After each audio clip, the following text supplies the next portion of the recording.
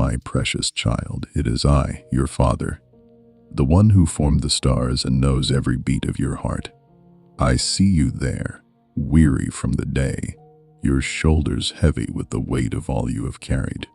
The world outside is loud, but here, right now, I am drawing you close.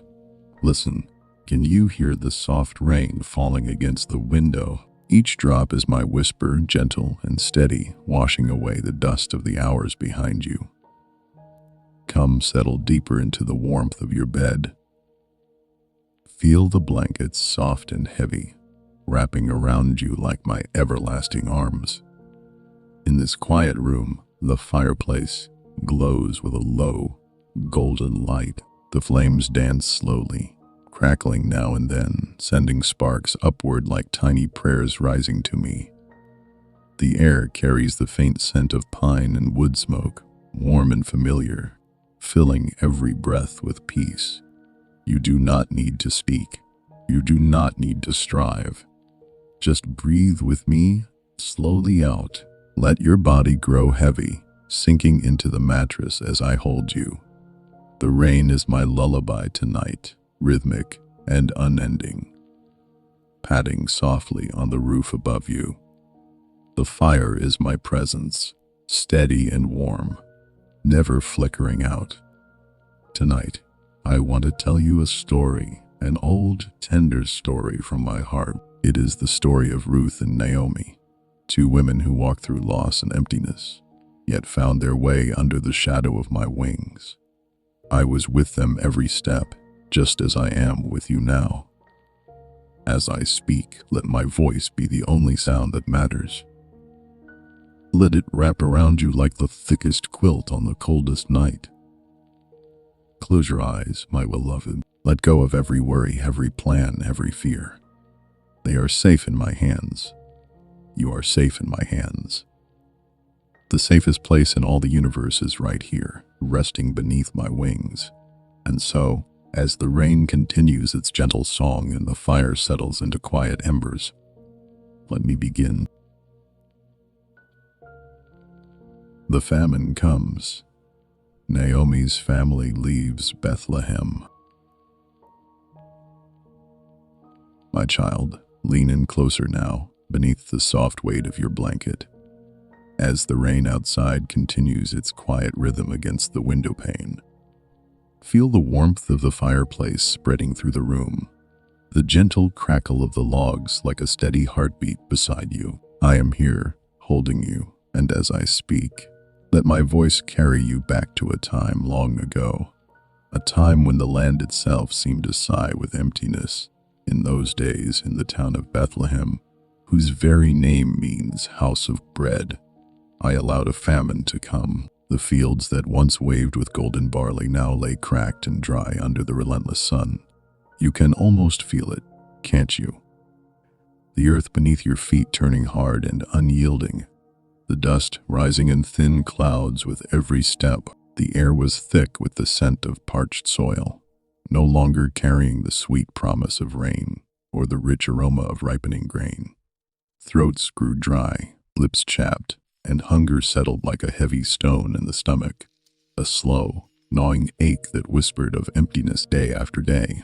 There was a man named Elimelech from the tribe of Ephraim, living in Bethlehem with his wife Naomi and their two sons, Mahlon and Chilion.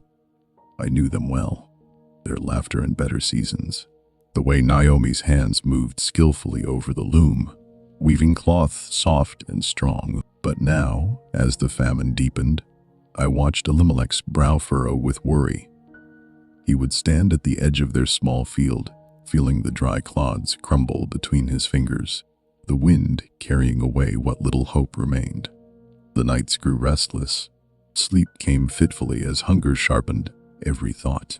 One evening, as the sun dipped low and painted the barren hills in shades of burnt orange, Elimelech gathered his family.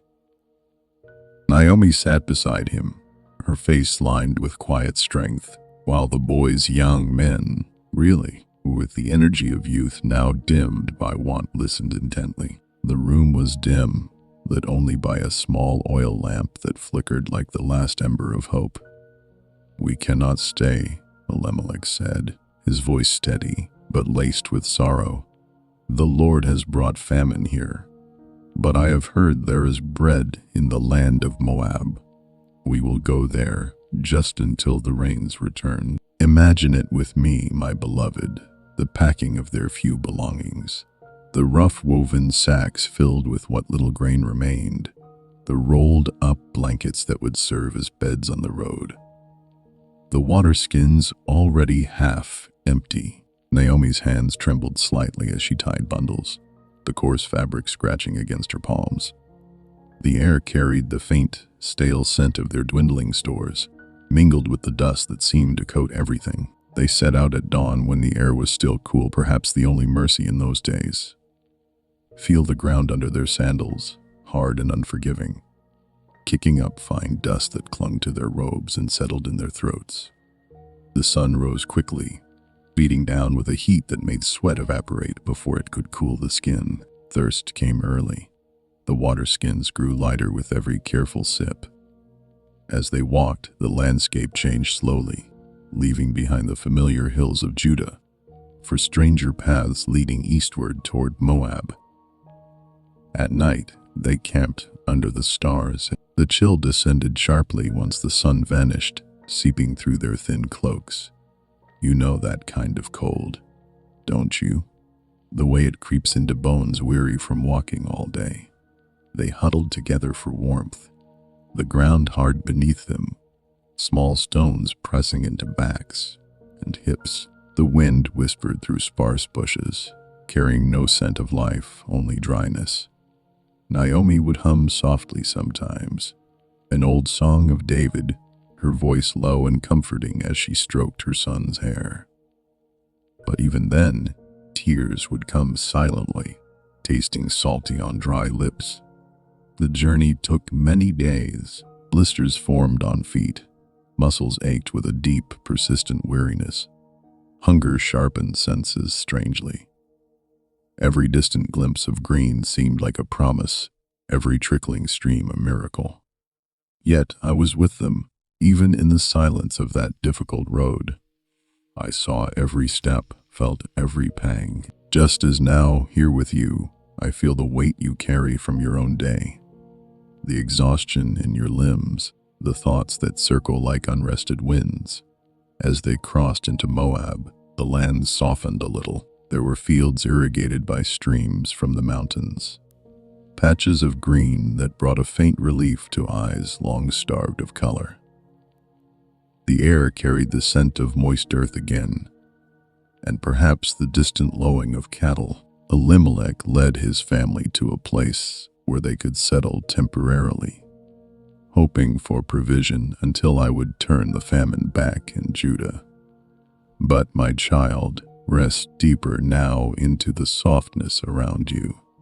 Here, the fireplace glows warmly, chasing away any chill. The rain taps gently, a soothing counterpoint to the harsh dust of that ancient road. Breathe in the faint pine smoke. Let it fill your lungs with peace. I carried Naomi and her family through that barren season, and I carry you now. Let your body grow heavier, your eyelids softer as the story continues. Settlement and tragedy in Moab. My dear one, stay close beneath the shelter of your covers, where the fireplace's gentle glow paints soft shadows on the walls. The rain outside has settled into a steady, soothing murmur, like an endless blanket of sound wrapping the world in quiet. Feel how the warmth from the flames seeps into your skin, easing every tight muscle, while the faint scent of burning pine lingers in the air, comforting, unchanging. I am right here, speaking softly into your heart, continuing the story just for you. As Elimelech's family crossed fully into Moab, the land began to offer what Judah had withheld. Streams from the highlands fed the fields, and there were patches of green grass that felt almost miraculous underfoot after so much dust. Imagine it with me.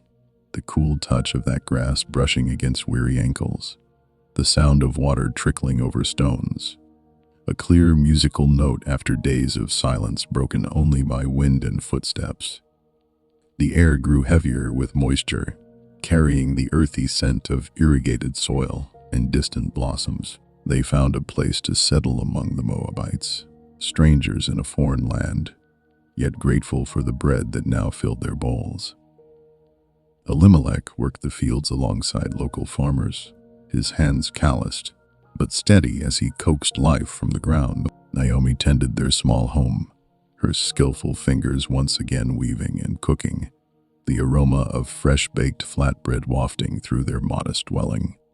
The boys, Malun and Shilian, grew stronger in this new place, their laughter returning like faint echoes of better days. For a time there was respite, meals shared around a low table, the warmth of companionship chasing away the sharp edges of exile. Nights were softer here, the ground less unforgiving, the stars overhead familiar even in foreign skies. In the years that followed, I watched as my hand guided gentle connections. Mahlon took a wife from among the Moabite women, a kind-hearted girl named Ruth, whose eyes held a quiet depth and whose smile carried the warmth of spring sunlight. Chilian married Orpah, equally gracious, her laughter light and infectious. The family grew, woven now with new threads. Weddings were simple but joyful, the scent of crushed herbs underfoot, the sound of flutes and drums in the evening air. Robes dyed in soft colors, brushing against one another in celebration. Naomi's heart swelled as she embraced her daughters-in-law, feeling the soft fabric of their garments, the warmth of their young embraces. For a season, emptiness receded, replaced by the daily rhythms of shared life, the clatter of pots, the murmur of conversation, the tender touches of family. But my child, even in provision, I allow seasons of sorrow to draw hearts closer to me. One by one, tragedy visited. First, Elimelech grew ill, perhaps from the lingering toll of the journey, perhaps from labors under the Moabite sun. I saw him weaken, his strong frame growing frail, breath coming shorter each day. Naomi sat beside him through long nights, her hand cool against his fevered brow, whispering prayers into the quiet. The room smelled of medicinal herbs brewing over a small fire, bitter and sharp. When he passed, the silence that followed was heavy, broken only by Naomi's soft weeping. Feel it with me, the ache of loss settling like a stone in the chest, tears warm on cheeks cooled by grief. The sons carried on, supporting their mother and their wives. Yet not long after, Mahlon fell ill in the same way. Ruth nursed him tirelessly, her hands gentle as she bathed his face with cool cloths, the scent of damp linen mingling with the faint sweetness of her anointing oils. His voice grew weak, but he would grasp her hand, feeling the softness of her palm against his roughened one. When he slipped away, Ruth's cry was raw, echoing into the night like a wounded bird. The air felt suddenly colder, even in the warmth of their home. Then Chilian followed, leaving Orpah widowed beside Ruth. 3 women now, bound by shared grief, in a house that once rang with masculine voices, now hushed forever. Naomi sat often in silence, staring at the empty places at the table, her fingers tracing the rough grain of the wood. The scent of daily bread turned bittersweet. Meals were eaten quietly, tears sometimes falling unnoticed into bowls. Outside, Moab's streams continued to flow, indifferent, their gentle rush a cruel contrast to the drought in their hearts. Nights brought restless sleep, the chill of absence seeping deeper than any winter wind. Orpah and Ruth clung to Naomi, their embraces fierce, fabrics damp with shared tears, bodies trembling in waves of sorrow. Naomi's emptiness grew vast, an inner wilderness more barren than the famine fields of Bethlehem. She would walk sometimes to the edge of the fields, feeling the grass soft underfoot, yet unable to stir joy. The wind carried scents of life all around, but within her, only echoes of loss, like rain that falls yet cannot quench a deeper thirst. Her tears came often, silent and steady, tasting of salt and longing. She questioned in the quiet of her heart why I had brought such bitterness. Yet even then, she held to the memory of my faithfulness in days past. And you, my beloved, resting here in this gentle room. Let the rain outside mirror those ancient tears, but only to wash them away. The fireplace crackles softly, a faithful companion, its warmth pressing gently against any lingering chill in your own heart. Breathe deeply. The pine-scented air fills you with my peace. I was with Naomi in her deepest grief, holding every tear, just as I hold yours now. The story deepens, but you are safe.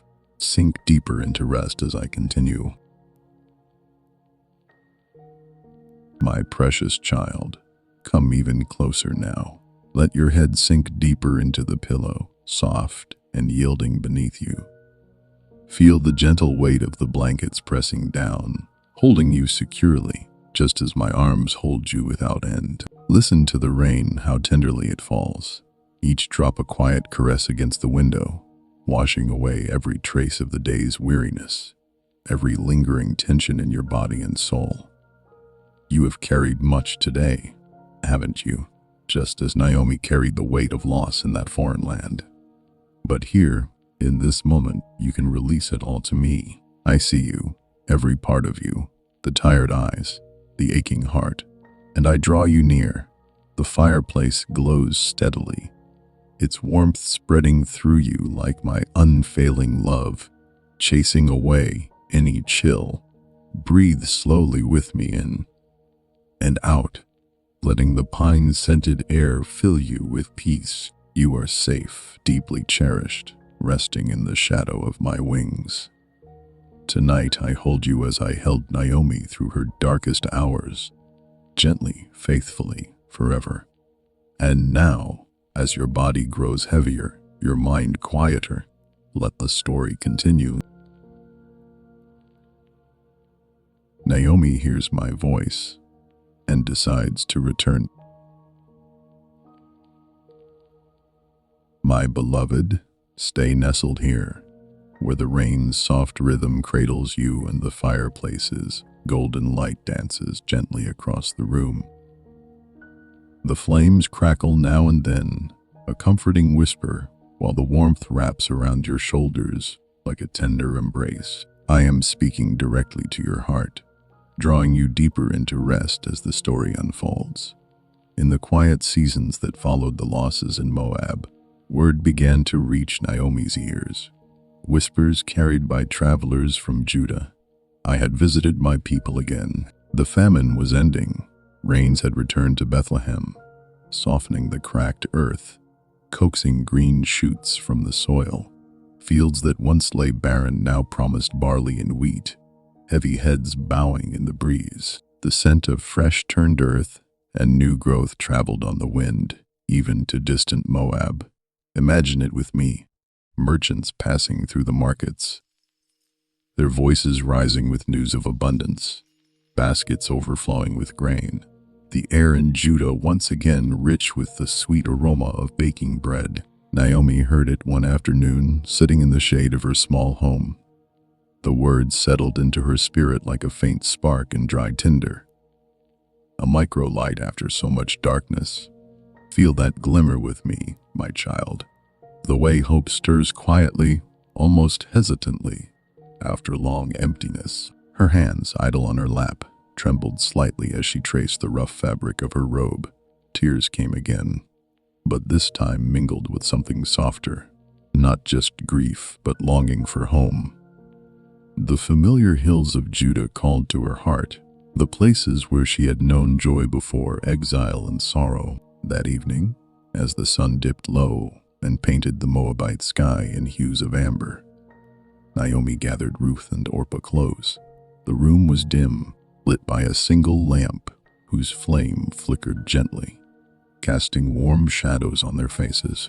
"The Lord has remembered his people," she said, her voice steady despite the emotion swelling within. "There is bread again in Bethlehem. I will return to my land, to whatever awaits me there." Ruth and Orpah listened, their eyes wide, feeling the shift in the air, the faint stir of possibility amid their shared widowhood.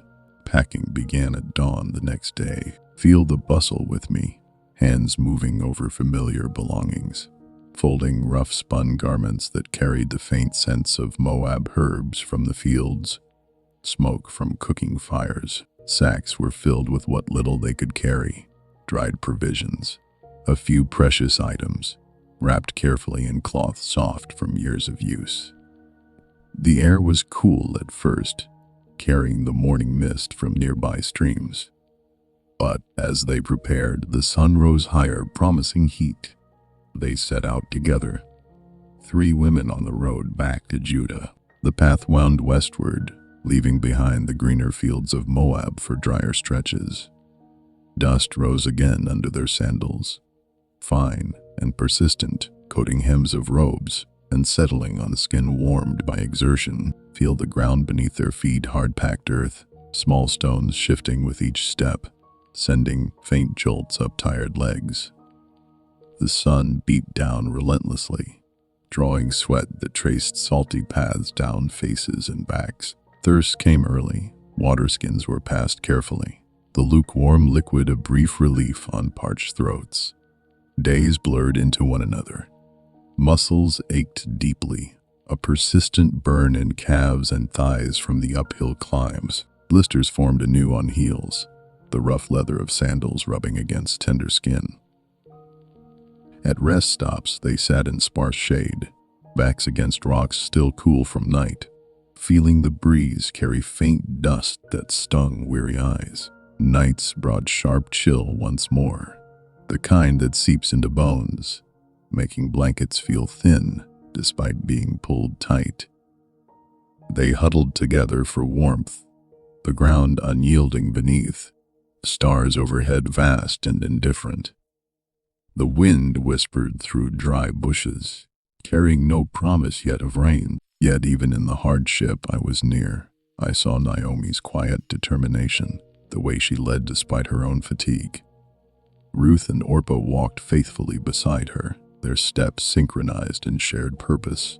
The air grew drier as they neared Judah, carrying faint hints of change, perhaps the distant scent of moist soil after long absence. Naomi's heart stirred with memories, the terraced hills around Bethlehem, the community gatherings, the house she had left behind, and you, resting so peacefully here. Let the contrast soothe you. Where they felt harsh sun and dust, you feel only gentle warmth from the fire. Where thirst and ache pressed upon them, you are surrounded by softness and ease. Let your legs grow heavy now, releasing any tension as the rain outside continues its merciful song. I guided Naomi's steps homeward, providing strength she did not know she had, just as I provide rest for you now. The journey continues, and with it, a moment of profound choice approaches. Ruth's choice. Your people shall be my people. My child, rest deeper, now into the warmth that surrounds you, where the fireplace's soft crackle mingles with the endless whisper of rain against the glass.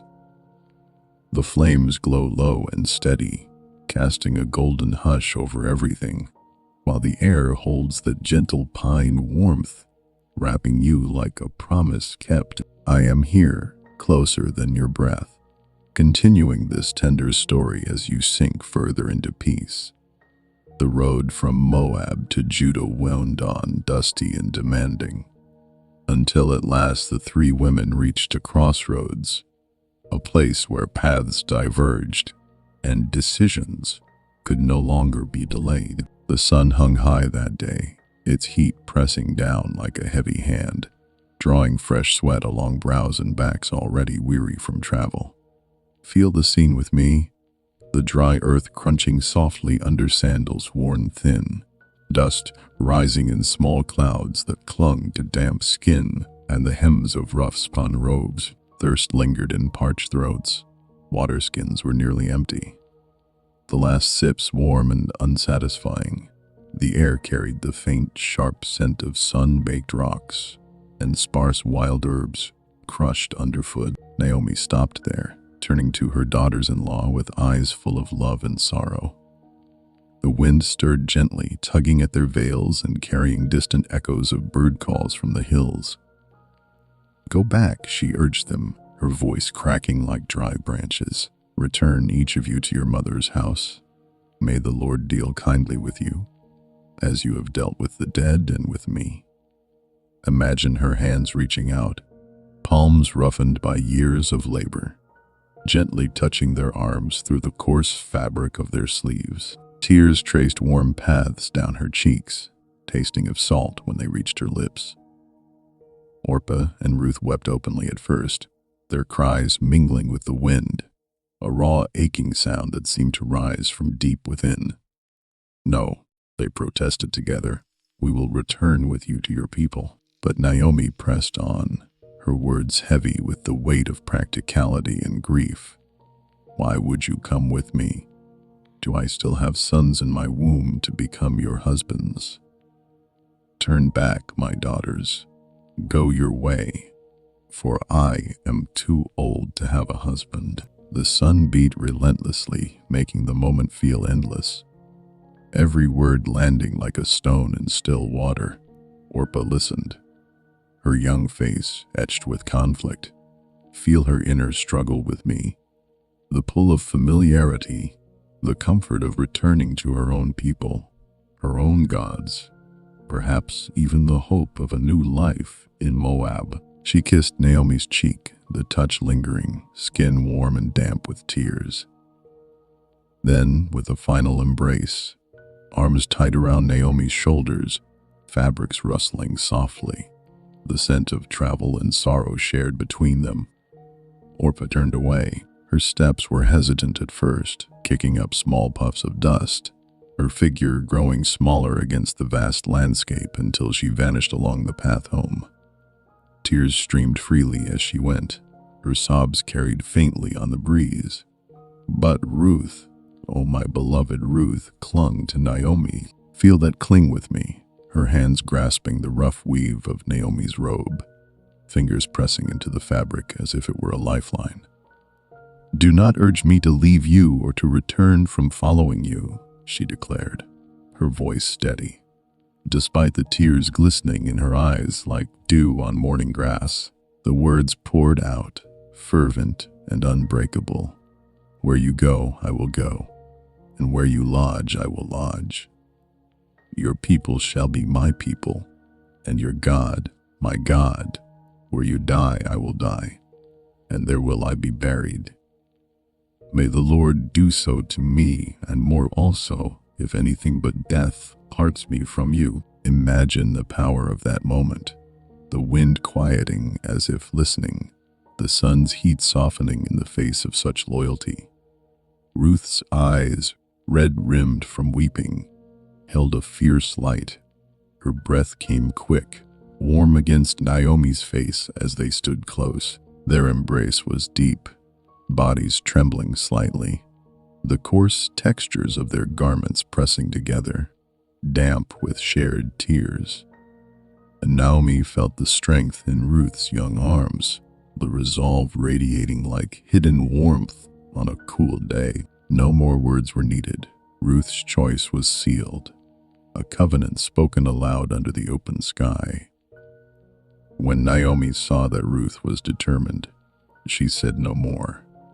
The two women continued on together, steps now synchronized in quiet companionship. The road stretched ahead, dust rising gently with each footfall. But something had shifted, an unbreakable bond forged in that tear-streaked place. The air began to carry faint hints of Judah's promise, distant moisture on the wind, perhaps the subtle scent of approaching fields. And you nestled so safely here. Let Ruth's faithful choice echo in your heart. Just as she clung without letting go, you can cling to me. The rain outside falls softly, each drop a gentle affirmation of my nearness. The fireplace's warmth holds you steadily, its light flickering like the quiet hope that stirred in Naomi's heart. Breathe in that pine-scented peace.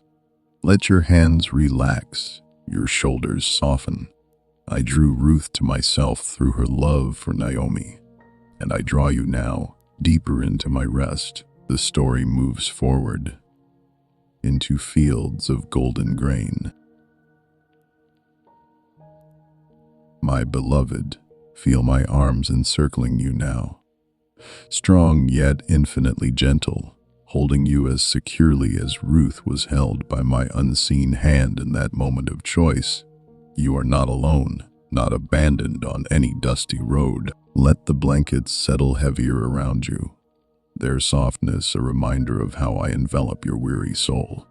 Listen to the rain's tender rhythm, slowing with your breath, in, out, washing away every doubt, every loneliness. Just as I guided Ruth's heart to declare her unwavering loyalty, I whisper to yours tonight, you belong to me. Your people are my people. Your home is forever under my wings. The fireplace glows warmly, its light caressing your face, chasing shadows far away. You are safe here, deeply known, eternally loved. Rest in that truth as your body grows beautifully heavy, your mind wonderfully quiet. And now, with peace deepening all around you, let the story continue. Arrival in Bethlehem, the beginning of gleaning. My weary one, draw the blankets a little closer, letting their gentle weight settle over you, like the quiet promise of dawn after a long night. The rain outside has softened to a whisper, steady and unhurried, while the fireplace breathes its warm golden light across the room. Each small crackle of the logs is a tender reminder that I am here, watching over you, speaking peace into every corner of your soul. Rest now deeper still, as the story carries you onward. At last, Naomi and Ruth crested the final hill and saw Bethlehem spread out below them. The town whose name means house of bread, now living up to its promise once more. It was the beginning of the barley harvest. The fields alive with golden waves swaying gently in the breeze. Imagine it with me. The air rich with the warm, sweet scent of ripening grain, mingled with the deep, fertile aroma of turned earth. After welcoming rains, sunlight poured down, glinting off the heads of barley heavy with promise, while distant voices of harvesters rose and fell in rhythmic song. The dust of the long road still clung to their robes, but here the ground felt softer underfoot, loamy soil that yielded slightly with each step. A quiet welcome home. The two women entered the town quietly, their sandals whispering over familiar paths, now lined with new growth. Feel the contrast with me. After the barren years and the harsh journey, the cool shade of olive trees along the way, the faint scent of wildflowers pushing up through cracks in stone walls. Townspeople noticed them immediately, whispers spreading like ripples in a pond. "Is this Naomi?" they murmured, gathering in small groups, eyes wide with recognition and pity. She had left full of family, now she returned empty, accompanied only by this young Moabite woman whose foreign robes and gentle bearing drew curious glances. Naomi's voice carried a bittersweet edge as she greeted them. "Do not call me Naomi," she said, Naomi meaning pleasant. "Call me Mara, for the Almighty has dealt bitterly with me." Feel the weight in her words, the way her hands gestured wearily, palms rough from travel, as tears threatened once more. Yet even in her sorrow there was quiet strength. The town air wrapped around her like an old familiar cloak, carrying scents of baking bread from nearby ovens, smoke curling from rooftops. Ruth stood silently beside her, taking it all in. The bustling life of Bethlehem at harvest time, so different from the quieter fields of Moab. Her eyes traced the terraced hills now blanketed in gold, her heart stirring with a mix of awe and uncertainty. But she did not waver. Her place was with Naomi, wherever that might lead. Soon, necessity pressed gently upon them. With no men to provide, they needed food. Ruth turned to Naomi one morning, her voice soft yet resolute. "Let me go to the fields and glean among the ears of grain behind anyone in whose sight I may find favor." Naomi blessed her, and Ruth stepped out into the bright day, feel the warmth of the sun on her skin as she walked the paths between fields, gentle heat soaking through her robe, a light breeze carrying the dry, satisfying rustle of barley stalks, brushing against one another. She came upon a field where workers were already busy, sickles flashing in the sunlight as they cut swaths through the golden stands. The air was filled with the rhythmic swish of blades, the soft thump of bundled sheaves hitting the ground, laughter and calls among the reapers. Behind them, poorer folk followed humbly, picking up fallen stalks, a provision I had long ago commanded in my law, that the corners of fields and dropped grain be left for the widow, the orphan. The stranger Ruth joined them quietly, bending low to gather what others left behind. Feel it with me, the coarse texture of barley stalks in her fingers, sharp edges pricking slightly through calloused skin, a bend and stretch of her back under the warming sun, sweat gathering slowly along her brow and tracing cool paths when the breeze touched it. Each handful of grain was precious, golden heads heavy in her palm, releasing their clean, nutty scent as she tucked them into the fold of her robe. The earth beneath her knees was warm and crumbly, rich with life, small insects humming faintly in the stillness between workers' voices.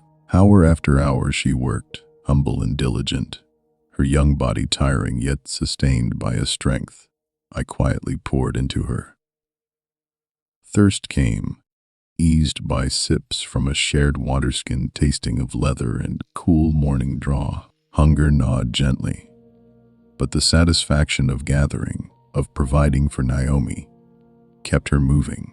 Sunlight shifted across the sky, casting long shadows from the sheaves, while the field's edges blurred with heat haze. Yet in her labor there was peace, each stoop and rise a quiet prayer, each gathered stalk a small mercy. And all the while, my child, I watched over her, every beat of sweat, every quiet breath, just as now I watch over you. Here in your gentle room, no harsh sun beats down, only the soft glow of firelight caresses your skin. Where Ruth felt the ache of labor, you feel only deepening ease. Let your back relax fully into the mattress, your arms grow heavy at your sides. The rain's murmur and the fire's warmth are my provision for you tonight, gentle, abundant, unending. Ruth gleaned in humility, and I prepared blessing beyond her sight. So too for you, as the story moves toward a kind encounter. I lead her into Boaz's field.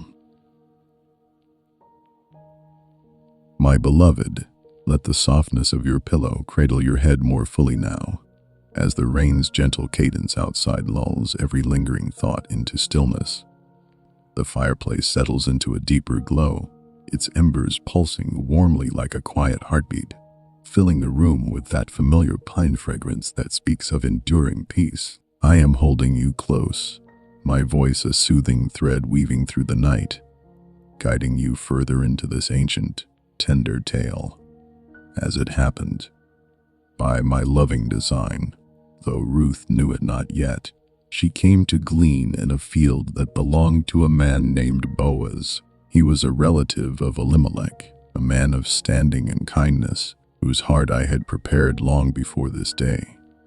The field lay spread out under the bright harvest sun, waves of golden barley rippling like a living sea in the warm breeze. Feel the scene with me, the dry, satisfying rustle of stalks brushing against one another, the earthy scent of cut grain rising strong and sweet, mingled with the faint dust kicked up by workers' feet. Laughter and calls echoed across the expanse, reapers swinging sickles in steady rhythm, the soft thud of bound sheaves stacking high. Ruth moved humbly among the gleaners, bending low hour after hour. Imagine her posture, back curved gracefully under the sun's gentle heat, warming her shoulders through the thin fabric of her robe. Her hands, strong yet gentle, gathered fallen stalks, fingers brushing against the rough, prickly heads of barley, the dry texture scratching lightly against her palms. Sweat traced cool paths down her back as she worked. But I sustained her, giving strength to her arms and steadiness to her steps. The wind played through the standing grain, a constant shush that echoed the quiet crackle of your fireplace here, soothing and rhythmic. Mid-morning, Boaz arrived from Bethlehem to oversee his workers. He greeted them with a blessing. "The Lord be with you," his voice deep and warm, carrying easily over the field. They replied in kind, and as he surveyed the harvest, she stood out, a young Moabite woman, foreign in dress and feature, yet moving with quiet dignity among the others. Feel what he felt with me, a stir of compassion in his chest, seeing her humility, her steady labor in the heat. Her hair, damp at the temples, caught the sunlight. Her face, lowered in concentration, bore the marks of sorrow softened by resolve. Boaz approached his foreman, curiosity and kindness mingling in his tone. "Whose young woman is this?" he asked quietly. The foreman explained. She was the Moabite who had returned with Naomi, the one who had asked permission to glean and had worked without rest from morning until now. Taking only a brief pause in the shade, Boaz listened, nodding slowly, his gaze returning to Ruth as she bent once more, her hands filling with golden stalks. Then he called to her gently, his voice mild like a cool breeze on a warm day. "My daughter, listen to me. Do not go to glean in another field or leave this one, but keep close to my young women." Ruth paused, straightening slowly, feeling the ache in her back ease as she turned toward him. She saw a man of mature strength, his robes fine yet practical, his eyes holding a fatherly warmth that eased something deep within her. She bowed low, forehead nearly touching the ground, the dry earth cool against her skin for a moment. Boaz continued, his words a balm. "Let your eyes be on the field that they are reaping, and go after them. Have I not charged the young men not to touch you? And when you are thirsty, go to the vessels and drink what the young men have drawn." Imagine Ruth's heart in that instant surprise, and gratitude swelling like a hidden spring, tears pricking at her eyes, though she held them back. She spoke humbly, her voice soft amid the field's sounds. "Why have I found favor in your eyes, that you should take notice of me, since I am a foreigner?" Boaz replied with gentle insight, for I had shown him her story. "All that you have done for your mother-in-law since the death of your husband has been fully told to me. How you left your father and mother and your native land, and came to a people that you did not know before. The Lord repay you for what you have done, and a full reward be given you by the Lord, the God of Israel, under whose wings you have come to take refuge." At those words, "under whose wings," Ruth felt a profound warmth, as if an unseen shelter had indeed covered her. She bowed again, whispering thanks, her hands pressed together, feeling the rough barley dust on her fingers.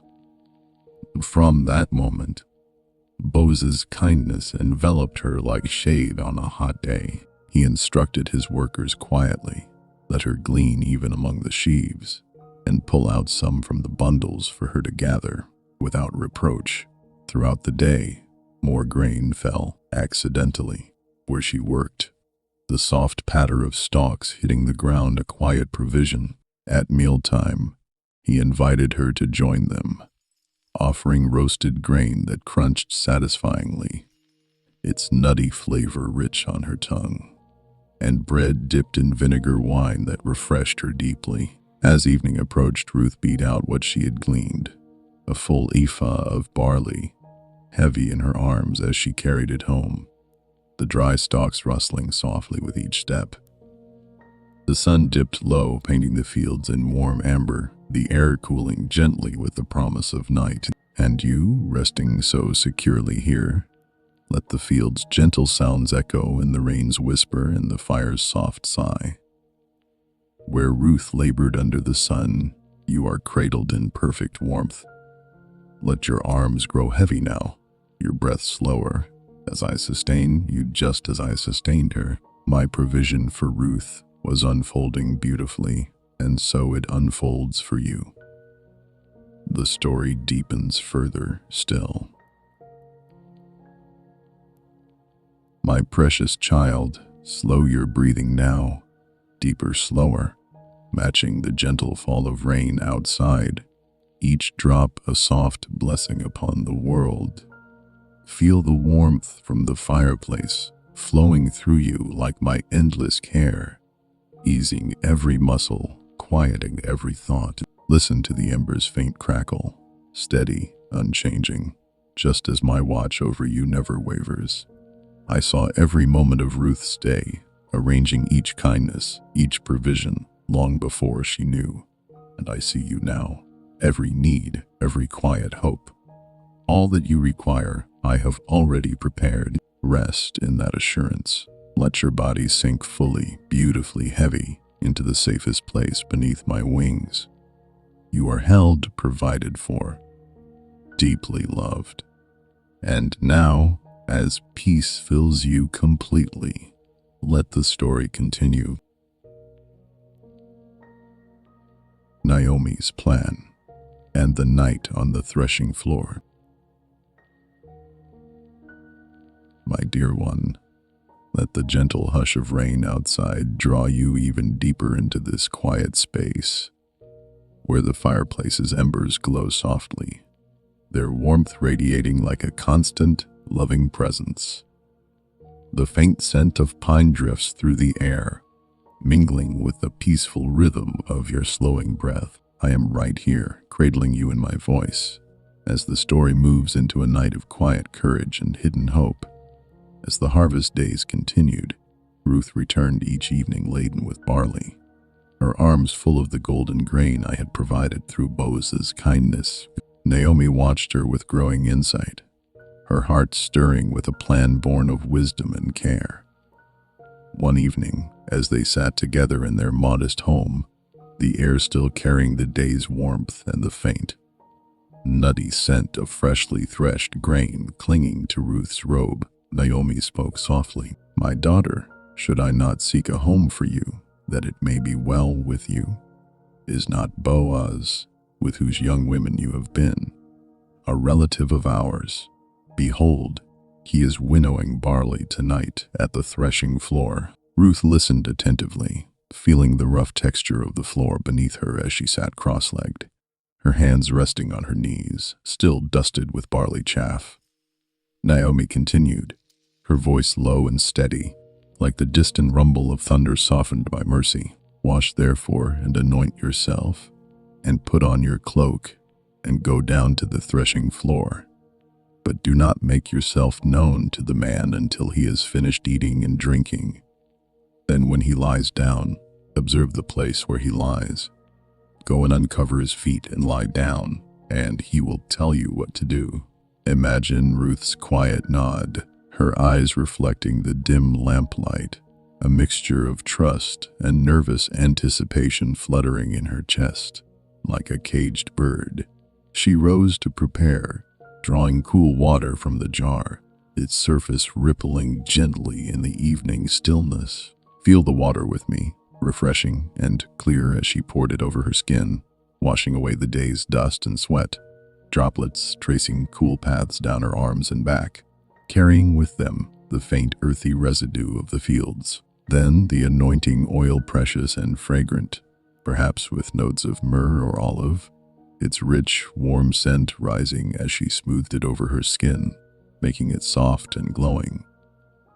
Her fingers worked gently, the oil slick and soothing against the dryness of labor-worn hands. She changed into her best cloak, the fabric cleaner and finer than her daily wear, brushing softly against her freshly washed skin, carrying a faint, clean scent of stored herbs. The night air outside was cooling as she stepped forth, the ground firm yet yielding slightly under her sandals.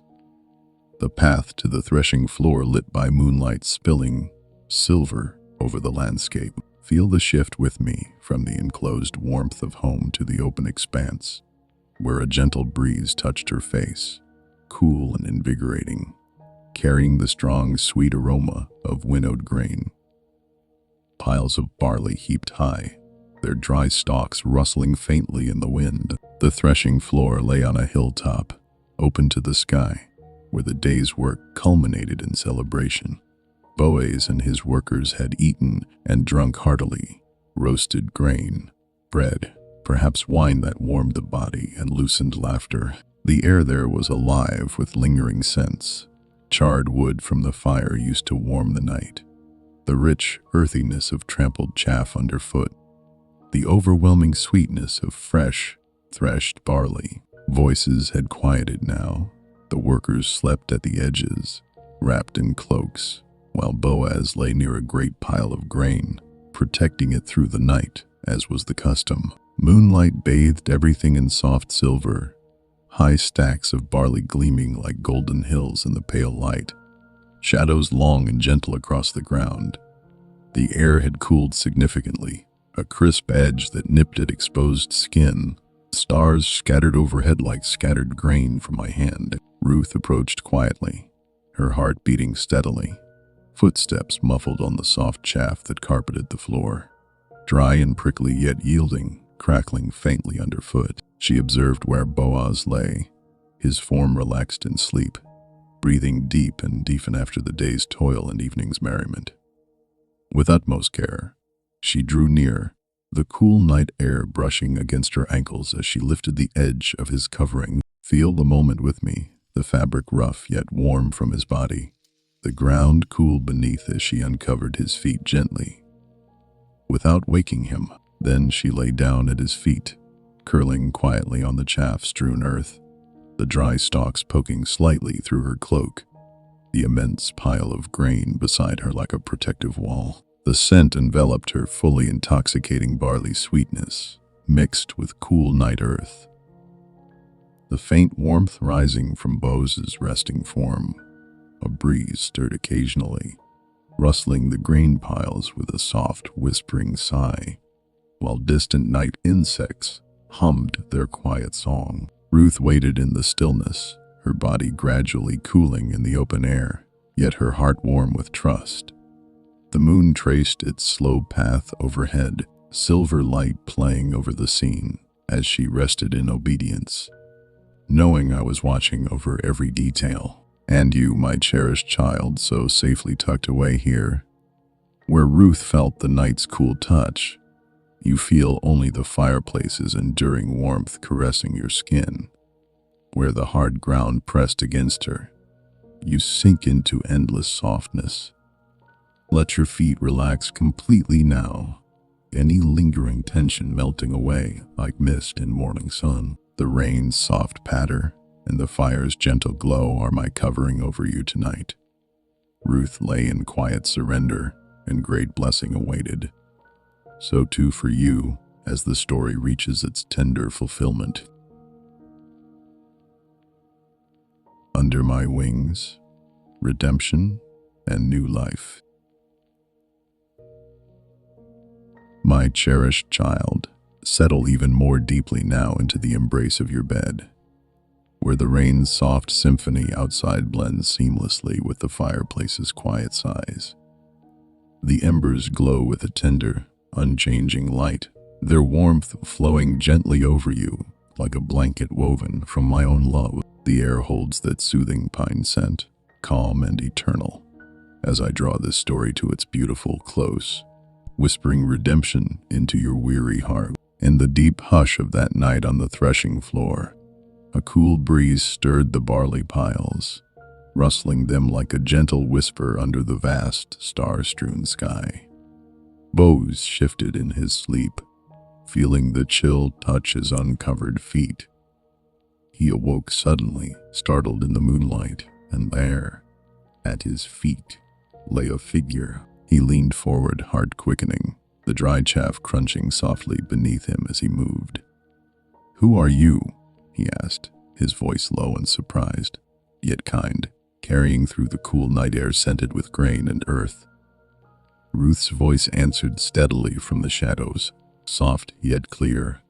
"I am Ruth, your servant. Spread your wings over your servant, for you are a redeemer."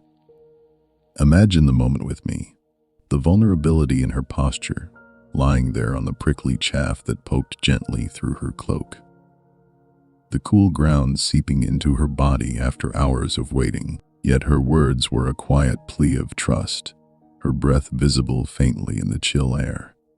Boaz's heart swelled with recognition and admiration. He spoke gently, his voice a warm counter to the night's crispness. "May you be blessed by the Lord, my daughter. You have made this last kindness greater than the first, in that you have not gone after young men, whether poor or rich. And now, my daughter, do not fear. I will do for you all that you ask, for all my fellow townsmen know that you are a worthy woman." He explained. Quietly, there was a nearer redeemer, but promised to settle it at dawn. Then, tenderly, he drew his cloak over her. "Feel the fabric with me," warm from his body, heavy and protective, its rough weave settling softly over her shoulders and feet, chasing away the night's chill. "Lie down until the morning," he said, and Ruth slept there at his feet, safe beneath his covering, the immense barley heap like a wall of provision beside them, its sweet scent enveloping her dreams. At first light, before anyone could recognize her, Ruth rose. The air was fresh with dawn's coolness, dew glistening on the chaff like scattered diamonds in the pale light. Boaz filled her shawl with 6 measures of barley, heavy, golden grain pouring with a soft rush into the fabric, its weight pulling at her arms, the nutty aroma rising strong as she tied it securely. "Do not go back empty to your mother-in-law," he said, and she returned home as the sun began to warm the earth, her steps light with quiet hope. That day, Boaz went to the city gate, where elders gathered on stone benches under the morning sun. The air there carried the sense of town life, baking bread, distant livestock, the faint dust of passing feet. He called the nearer redeemer aside, and in the presence of 10 witnesses, settled the matter wisely and honorably. The other man declined the redemption, removing his sandal in the ancient custom, the soft thud of it on the ground sealing the transfer. Boaz declared before all, "Today I have bought all that was Elimelech's, and Ruth the Moabite I have acquired as my wife, to perpetuate the name of the dead." The elders blessed him, their voices rising in affirmation, invoking my name over the union. The wedding followed in due time, simple yet joyful, filled with the scents of fresh flowers crushed underfoot, roasted meats and sweet wine poured generously. Laughter echoed, robes in bright colors brushing softly together in celebration, music from strings and drums filling the warm air. Ruth became Boaz's wife, and in my perfect timing she conceived. When the child was born, a son named Obed, his first cry pierced the quiet room, strong and new, like the dawn breaking over barren fields. Feel it with me. the tiny warm weight in Naomi's arms as she took him, her tears falling softly onto his soft skin, tasting salty with joy after so much bitterness. Her smile broke through, wide and radiant, as she cradled him close, feeling his small breaths against her chest, the faint milky scent of new life mingling with the room's gentle warmth. The women of Bethlehem rejoiced.